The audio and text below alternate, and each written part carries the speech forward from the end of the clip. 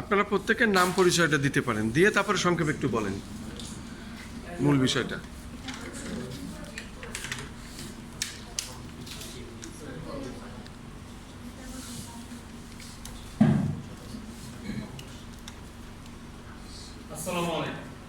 আসসালামু আলাইকুম প্রিয় সাংবাদিক ভাই বোন, আমার প্রিয় অভিভাবকবৃন্দ এবং আমার প্রিয় সহপাঠীগণ, আপনাদের সবাইকে আজকে আসার জন্য অনেক ধন্যবাদ। আমাদের ন্যায্য দাবিতে আমাদের পাশে থাকার জন্য আমার কৃতজ্ঞতা এবং ধন্যবাদ দিব।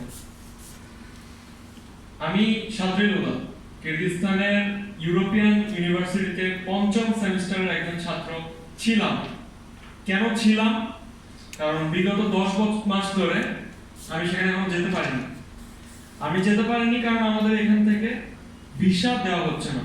ভিসা ইস্যুটা প্রাথমিকভাবে আমরা ধারণা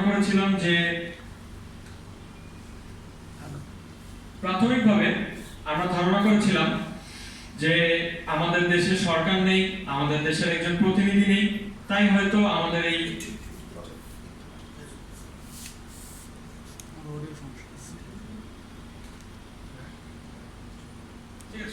আপনারা কথা বলেন, সমস্যা নেই, বলেন। সমস্যা নেই, সমস্যা নেই। আচ্ছা